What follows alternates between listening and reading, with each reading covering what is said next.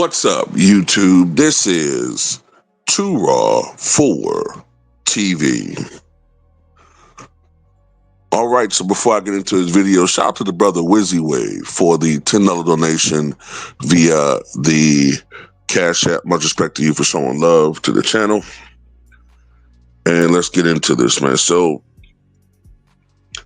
I've seen a lot of online garbage making fun of Cade Cunningham, even on some podcasts, sports podcasts, and on television. They're making mentioning of this. So Cade Cunningham supposedly set an NBA record, which really isn't a record, not getting to it later on. But they say he set an NBA record for most missed shots in the game, 31, breaking the quote-unquote record held by Kobe Bryant, which was 30. I think he did that back in 2002 in a game against the Boston Celtics.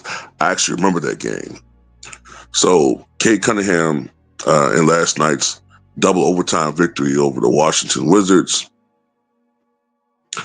shot 14 of 45 from the floor. And in this performance, of course, he made 14 shots, missed 31, which is not a very good percentage, obviously. And people are, making fun of him, calling him a ball hog and all this type of stuff. And, they're showing pictures of him next to Kobe, and the inference is that he's a shot jacker who, doesn't care about the team. And, and that stat is so misleading because, number one,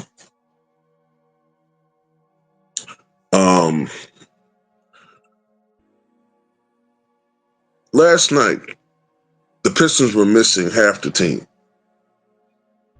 Okay? The Pistons were missing half the team. And because of that, they were forced to have some G Leaguers temporarily play for the pro team. One of those G Leaguers hit the game time shot to force overtime. Also, despite the fact that Cade Cunningham only shot 14 of 45, he did get to the line, I believe, 20 times. I believe it was 18 or 20 times. I think it was 18 times. Knocked down 16 free throws. Still finished with 46 points, 12 rebounds, 11 assists, 5 blocks, and 2 steals. So even though he wasn't efficient, you could kind of excuse him for that because there was nobody else on the team really that could do anything offensively. And he had to kind of force some bad shots. He had to force up shots that normally he wouldn't take in other circumstances. I would rather him be aggressive in a situation that calls for him to be aggressive than be passive and force players who've never been in that situation before, i.e. role players or a bunch of G Leaguers, and have the media blame them for the loss when you're supposed to be the superstar. Okay, another thing that needs to be talked about too is that the 2 games previously, Cade Cunningham scored 19 points in the fourth quarter in both previous contests to help secure the victory. Okay? Another thing to be talked about too is that for all intents and purposes, Cade Cunningham is the best point guard in the NBA. For the season, he's averaging 27.5 points, 5.4 rebounds, a career high 9.9 assists, and 1.4 steals. Matter of fact, in his last 6 contests, his last 6 games, he's averaging 31.8 points, 5.2 rebounds, 11.3 assists, and 1.8 steals.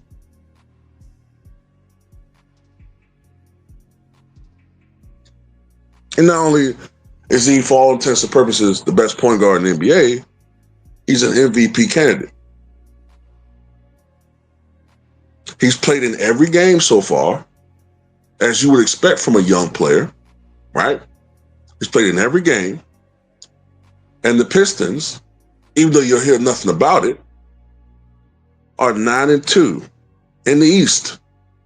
The young Pistons, who made such a vast improvement last year over the previous year, and nobody really talked about it, except for us on social media,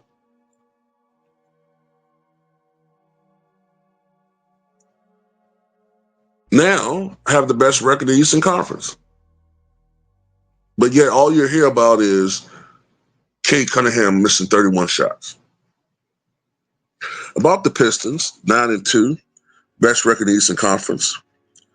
They're second in the NBA in blocks, third in the NBA in steals, third in the NBA in total rebounds, second in the NBA getting to the foul line. They're very aggressive offensively. They yield the second lowest field goal percentage as far as their team, allowing of the team. And they're third in the NBA in forced turnovers. They're a very, very good team. At the pace they're going, they may win 60 games. And let me talk about this so-called record again. The record is, quote unquote, since the ABA-NBA merger, right? 75-76. And that's just an excuse to pigeonhole Kobe into the situation. That's it. It's just an excuse to put Kobe in there to make it like he was, out of control shot jacker. When we talked about before how the game was so different when Kobe Bryant was playing, for the most part, compared to today. The game was totally different. It didn't have the spacing. You had a lot more long-range, mid-range jump shots back then. Okay? The game was much more defensive-minded. You still had what accounted for real big men down low. All these things contributed to lower field goal percentages and a slower pace.